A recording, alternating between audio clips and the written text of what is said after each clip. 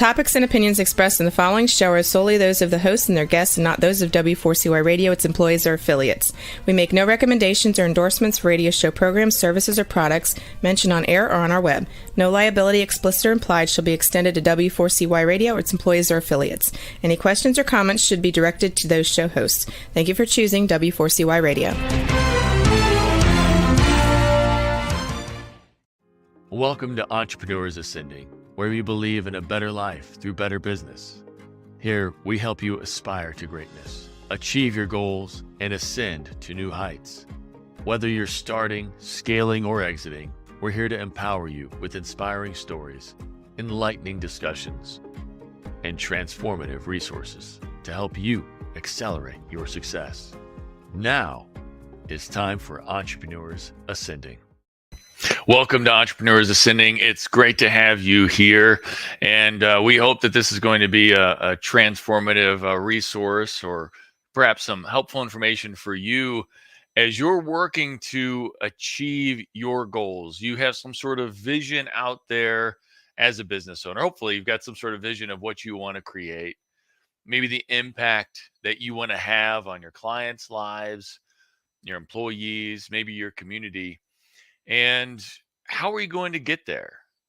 We've shared before some stuff about mindset and confidence, but really being able to stalk your destiny is what it's about today. Having that more assertive approach, if you will, to going out there and getting what's out there for you.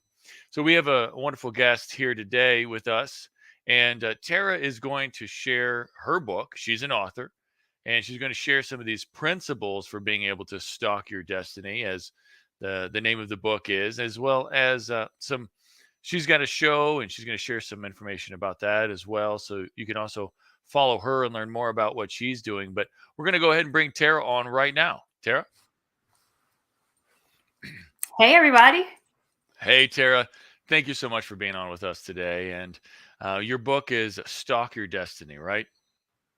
The book you're mentioning is the ABCs to Stalk Your Destiny. Oh, God, man, ABCs to Stalk Your Destiny. I'm sorry I messed that up. That's totally my bad. That's okay. But the ABCs to Stalk Your Destiny. And so as we kind of start off with this show, we kind of dig in a little bit about how you got to this point where you wrote your own book and you're coaching people and you're helping people on their ability to stalk their destiny. So What you got you to this point? What inspired you to stalk your own destiny? What inspired me to stalk my destiny was being in the midst of a bad marriage, being a mom with a toddler, a baby, and being pregnant with my third son at the same time. During that time, I was in group therapy for childhood trauma. And so I was just seeking, I had lost my identity. And so I was seeking to know, who am I? Where am I in my life? Why am I here? And where do I want to go? How am I going to get there? And so that's how everything pretty much started off, with me seeking after me again. Yeah. Wow. So, I mean, stalking your destiny is about your own identity, and it is about like your path, right? Yes, absolutely. It's about, figuring out who you are, being your true, authentic self, and allowing that to be okay. Excellent. Excellent. So sorry for, that tough background and that tough history. Sometimes the beauty in it that comes out of it is being able to help other people who are maybe being able to, or who have struggled similarly, and you're able to now be able to help them and in your service and your impact. So tell us more about kind of this idea of losing your identity, and that journey to rediscovering it. Okay. So within the marriage, it really took a lot of time with God, I would say. For myself, stalking your destiny is about your identity in Christ, and knowing how to use that in the world. And so it took a lot of time with God, a lot of time of really getting a hold on what was going on with me, how was I feeling within my marriage, and how was I feeling as a new mother as well. And so when I was searching to see who am I, what I did was I went back to who I used to be, and I tried to find the pieces of me in that. And so in searching for the pieces of me, I discovered, like, what am I good at? And so what happened was things like labels. Like, I have been labeled OCD, I've been labeled with PTSD, recently been labeled with ADHD. So with labels, I use those labels that are negatives as my strengths. So now I'm able to help other people by utilizing what some would say is a handicap or a disability, which is not. It causes me to be even more able. So with my OCD, I was able to, I'll backtrack a little bit. The childhood trauma, I was in group therapy for that. In group therapy, they the women that were part of the group were like, "Why are you here? You should be teaching us. You should be leading us." And I was like, "Well, I'm here for the same thing you're here for. I'm here for healing." And so that awakened something in me, because I used to be very vocal in groups and workshops and things like that. I used to participate and learn and all of those things. And so I started actually as Stalk Your Healing, because I was determined to overcome the trauma. And so, but because of the heartache that it causes to hear other people's traumas, especially childhood traumas, I wasn't ready to face those things in other people. And that's where the OCD came into place. I'm like, I'm really good at organizing. So let me help others organize their life. Let me help people, And so I was able to have some people volunteer to be my clients. And I started strategizing, what does it look like to have a session with me? What does it look like to have a next session? And what, it just kept going. What comes next? And that's where I determined that in Stalk Your Destiny, we're connecting you to your destiny one step at a time. But in the same vein, we believe that everything you want to become, you already are. And so I started developing products with the company, because at the time, my husband used to come home and say, "Oh, you're not doing anything with our kids." And I used to be like, "Yes, I am." And I would write it down and show him what we did every hour. I'd be like, "Look what we did." And by the third day, he didn't care anymore. But I continued doing that for the next year. Just writing in a notebook for the next year, every hour of our day, for me and my babies. And one of my clients later found out that I was doing that, and she said, "Can you make something like that for me?" And so I used to make planners for people by customizing journals by hand, until I put it on the computer. And I started my line of planners and accountability tools to share with my clients and those who just wanted to better organize their lives. So that's the start. Yeah, that's the start. So basically, people who go out there and well, even in my name, I've got my MBA after it, right? All those certifications. So maybe instead of looking at the OCD and the ADHD and the PTSD as things to hide, maybe we should just put them behind our names, and say, hey, you know what, And you know wear what? them proudly, right? How you handle, because I help others with marriage and relationship communications and mediation.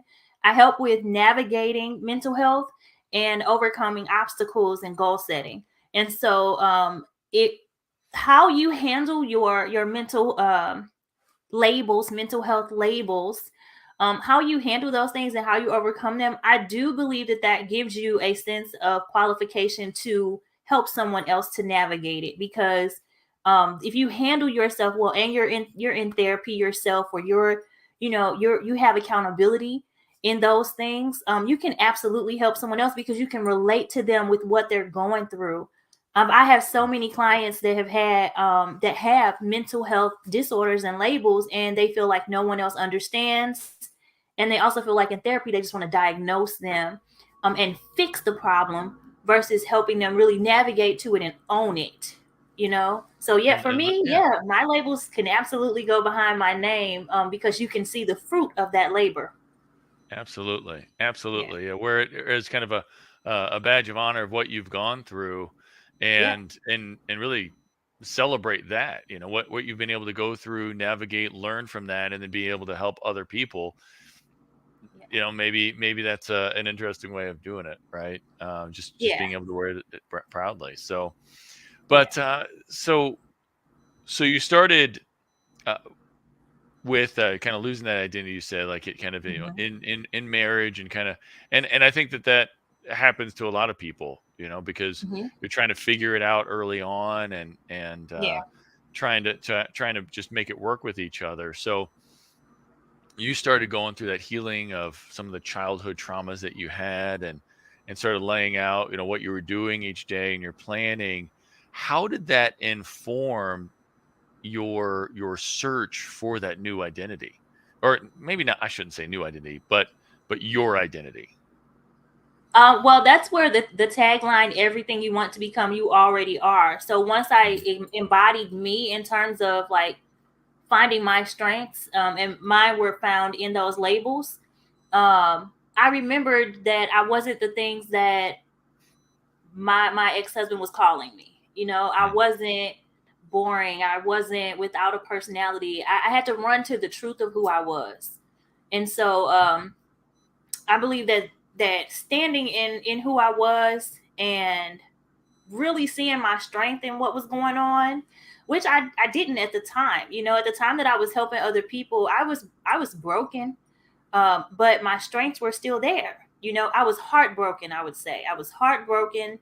Um, However, my ability to help others was still there. That strength was still there, and even with me, I had to face, which later came out, that I was dealing with imposter syndrome. I didn't believe I was as good as I was. I was helping people, and they would tell me that I was really helping them, and what I did for them, and I'm just like, yeah, okay, whatever. Sure, I did. You did the work. I didn't do anything. But the reality was, if it wasn't for my time and effort put into those situations and my listening ear for them, they wouldn't have made the changes they needed to make in their own lives. So I just really had to be honest with myself about myself and tear down the lies that other people wanted to say about me. wow, yeah, that imposter syndrome is something that comes up for a lot of people. Yeah. And so you took the time to reflect on, okay, this is what I'm doing well, and allowing yourself to look in the mirror and see the good, as opposed to nitpicking about all of the little, issues that we often do. Like, whenever we look in the mirror, like, where's my Mhm. hairline today? Like, not Well, speaking from personal experience there, but no, but totally. But I'm a dude, right? Like, I'm always like, yeah, but we all do. We all right, we all check right. our hair. So how were you able, though, to turn that around, though? Because I mean, we have these habits that we oftentimes learn. I mean, I think all of us kind of learn to look for the nitpicking, as opposed to the things that we really appreciate about who we are. So what was that moment, or what was that major influence, if you can put a finger on it, that helped you just to flip it around? um, what was the thing? I think I needed something. I needed something, and I was already absent. Tara was not present in my personality. I was literally just a mom and a wife. And so when I decided to search for me and seek me out, I don't really know what the turning point was. I just knew I had to find me again. Hmm. And I think, with that therapy group, and them saying like, you should be leading us, I think that was Hmm. the thing that made me get up. That was the thing that made me get up. However, there was a breaking point. Okay, none of this was pretty, and so there was a breaking point. And I don't often talk about it, but for the sake of sharing, so people can understand, it was not all pretty. I think the day that I decided to find me again was my sister's wedding 10 years ago. And it was, I believe, July 8th, 10 years ago, maybe June 8th. Sorry, I don't know your wedding anniversary. But June or July 8th, I believe, 10 years ago this year. And at her wedding, this song came on. It's by Music Soul Child, and it's called Love. And I was on the dance floor. I had a 3-month-old son. So this was my second child was born. He was 3 months old at this time. And I just broke down crying on the dance floor. And my best friends from college at the time were there at the wedding. And so they rallied around me, and they reminded me of who I was, because most of my life before I got married was in Louisiana with them. And so at that point, that was the day that I decided to change my life. And that's what made me go to group therapy. And then group therapy made me realize, like, I am helpful to people. It made me start remembering me. And that steered everything else. That's beautiful. That's beautiful. So, so you've taken some of your journey and what you've learned along the way, and put it into the ABCs of Stalk Your Destiny. I got it right that time, right? Yes. Yes. All right. Great. I'm growing. I'm getting better. All right. So the ABCs of Stalk Your Destiny. Yeah. So what can you kind of share, overall about, if I want to try to find my identity, maybe I'm kind of in a similar situation, trying to figure it out. Where's that A? ABC, A. Where's the A? Right. Yeah. Sorry. The A in ABCs to Stalk Your Destiny is accountability. And so if you don't actually have to start with A if you're trying to find yourself. If you're trying to find yourself, you want to pick up remnants of your past. You want to review your life, because the pieces of you from your past are still there. And I think holding yourself accountable to seeking out those pieces is the part that's very necessary. In the ABCs to Stalk Your Destiny, being accountable is really about doing what you need to do, and so with me fighting for myself, and if anybody's fighting, to find their own identity, don't run from it, run to it, and hold yourself accountable to that. You kind of held yourself accountable to the good things, though, too, right? So whenever you were kind of starting out to really understand, and it's been a couple of conversations this week about accountability and how it could be used against you or used for you, and I think it's fair to say, especially with the journey that you were sharing, that it's probably the case for ourselves too, of what we're holding ourselves accountable. Are we holding ourselves accountable to the good actions that we're taking and paying attention to that? So maybe you could kind of start there too, right? So what else are the sorry, what else is there to the ABCs? And so we've got accountability. What's B? B is balance. You want me to just go down the list for you? Sure. Yeah. Are we going all the way to Z? We can. I can just go down the list. Yeah. Go ahead. Yeah. What are those ABCs? You don't have to talk about them all, but it's accountability, balance, taking a chance, direction, effectiveness, focus, goals, habits, identity, journey, knowledge, learning, management, networking, opportunity, purpose, question, routine, success, trust, understanding, value, wise choices, X-ray or looking within, you matter, and zeal. Zeal. I was wondering what that Z was going to be. I honestly hadn't taken a look at that yet. But that's wow. That's powerful. So if we're going to start, so like you said, you didn't necessarily have to start to A. So start with A. So where does the journey start for most people? It starts with you. Identity. So identity. Identity, Wait, that's I. direction, and then accountability. Okay. Yeah. All right. Identity, Identity, direction, and then direction, and accountability. accountability. Yes, because you Okay. have to know who you are, where you want to go, and how are you going to get there. Okay. Yeah. So So the accountability comes in the how, once you figured out who you are, where you are, and where you're going.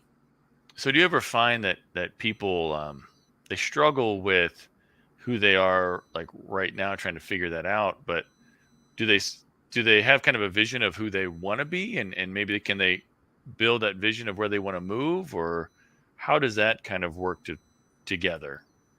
I think most people have a false reality of where they want to be, Hmm. because they're not acknowledging who they really are at the core. They're not being authentic to themselves. They're putting on a mask, and that's where we find depression, and that's where we find these just false realities. And Hmm. so once they take off the mask, then we can say, and I ask people, the first question I ask in our sessions is, what do you want to be when you grow up? What do you want to be when you grow up? And that's how we find out who they are and where they are, because that usually uncovers a line of trauma, that uncovers whether or not they believe in themselves. And that also tells us this is where you want to go. And then we have more deep questions to ask to find out, does your mind really line up with what you're saying? Does your heart really line up with what you're projecting you want to be? Or are you lying to yourself? Are you minimizing yourself? Or are you actually going in the direction of who you are and your goals for your life? Now, you didn't say what do you want to be when you grow up, right? You said who do you want to be when you grow up, Who? right? Yes. Who Yeah. do you want to be when you grow up? Yes. Now, what's the difference between answering that question, or what's the difference between the answer to the questions, what do you want to be and who do you want to be? Why did you choose who? Well, the who is just going towards the identity, but either way, if I'm leading the session, if I said, what do you want to be when you grow up? The what gives you a title, and the titles don't really tell you who you are. And Mm-hmm. so if I say, what do you want to be when you grow up? People say, oh, I want to be a teacher. Well, that's fine and dandy, but who are you as a teacher?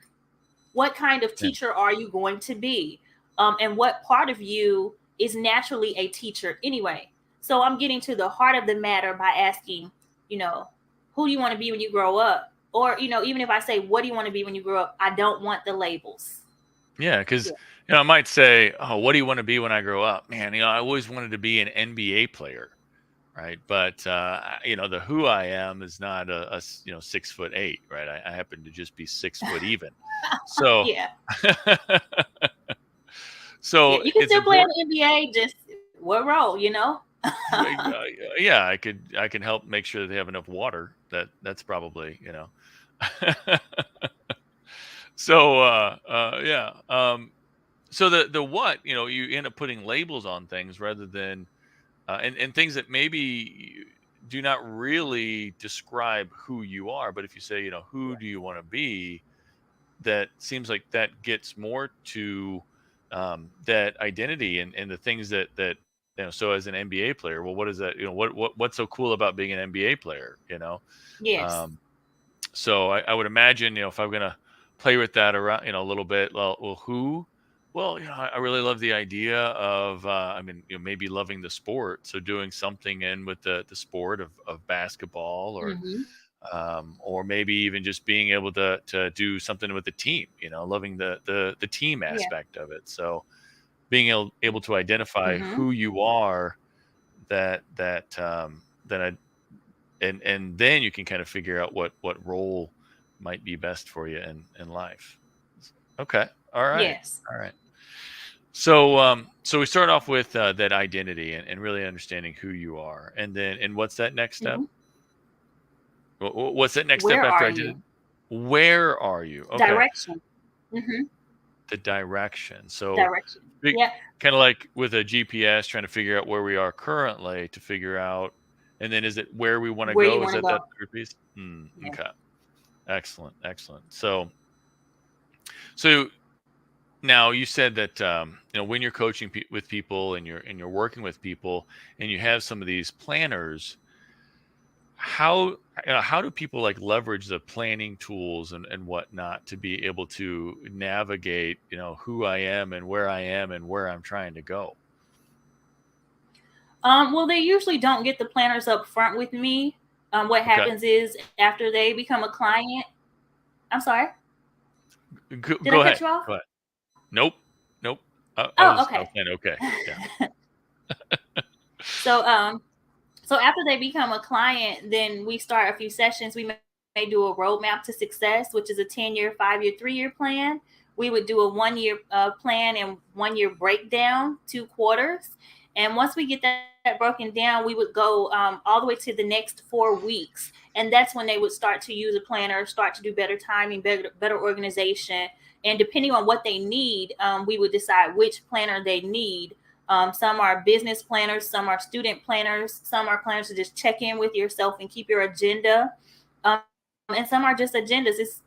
It's 12 different planners and accountability tools, and so we don't jump right ahead to that because most people want to start there, like, oh, I just need to better organize my life, and I'm like, no, you need to know who you are and you need to acknowledge where you are in your life right now. And some people, with acknowledging where they are, they have to take accountability for how they got into that position, and being honest about how that makes them feel, because this is why you want to go where you want to go as well, figuring that out. So we don't jump to the planners, but we definitely go over what do you want your life to look like. And then we plan according to that to see what changes need to be made and, how we're going to get there. That's the accountability steps. I appreciate you explaining that more because yeah, I wanted people to be able to understand that it's not necessarily just as simple as just using some tools, using an agenda and whatnot. I love that, it does take some of that inner work to try to really figure these things out. It's so easily overlooked um, and it's not always comfortable. Like you said, it's not always pretty, right? To go through this Yeah. and do some of that hard work. Um, so why is it important then? And we've got a couple more minutes here, but real quick, succinctly, just why do you think it's so important to have a coach such as yourself to work with, going through a process like this? Well, it's important. What with Stalk Your Destiny, first of all, a stalker is someone who's relentless. And so if you're going to go after your destiny, then do that. If you're going to be relentless about anything, we want to be relentless about our goals and what belongs to us, which is our destiny. And so then a stalk is also a support. And having a coach or an accountability partner, or as I'm labeled, a chaos coordinator, that just helps you to identify things you may not see. They pull things out of you. Well, I do. I can't speak for all coaches. Sure. As a coach, I pull things out of you, and show you who you are, show you what I'm seeing. I identify patterns of behavior as well that some people didn't even know they had, and in seasons and all of those things. And then I'm there to support you along the way and even assist if I have to. So having a coach, because even as a coach, I have coaches. It helps me to get clearer on my strategies. It helps me to get clear on my executions. And it gives you that nudge of support again that you need. That could be also encouragement to know that you can make it as well. Wonderful. Thank you. No, that's an excellent summary. So, if anybody wants to get a hold of you and find out more about your programs or your book, or some of your tools and all of that, how would they best reach out to you and find out more? You can reach out to me at www.stalkyourdestiny.com. You can feel free to call me at 225-405-1086, or you can email me at stalkyourdestiny.com. And also, if you look on any social media platform, you can put in Tarah M. Williams or Stalk Your Destiny, and all the information about me will come up, as well as my 10 other books will come up also. Wow, that's productive. I gotta hurry up and finish my book. And when you say 10 other books, yeah, I mean that's 11. Then I gotta hurry up. That was great, and it was stalkyourdestiny@gmail.com, right? That's your email address if somebody wants to email you. Yes. Excellent, excellent. Okay, Yes. well, thank you so much for your time today. Really, really appreciate it, and I hope for the listeners out there, I hope you really take this information and apply it. Check out Tara's book or her 10 other books, and check out her website and find out more because you've got so much potential inside of you, and sometimes it's hard to see it for ourselves. Sometimes it's hard to look at that mirror and see our strengths, like Tara was saying, and being willing to do something with them and have the courage to do something with them. So we Mhm. appreciate you, Tara, and appreciate all the listeners here today. And thank you, and we're signing off. Thank you for Thank being with us you. today. But now is the time to put what we talked about into practice. Remember, your family, employees, and community are depending on you to rise up and win. The great news is you're not alone. You're part of a resurgence of entrepreneurs who are ready to take their business, life, and impact to the next level, and we're going to do it together. This show is powered by Time for Success, where we help business owners every day who want more freedom and wealth while building a legacy of positive impact. Please follow Time for Success on LinkedIn, Facebook, and YouTube for more helpful strategies and tools for creating the business and life of your dreams.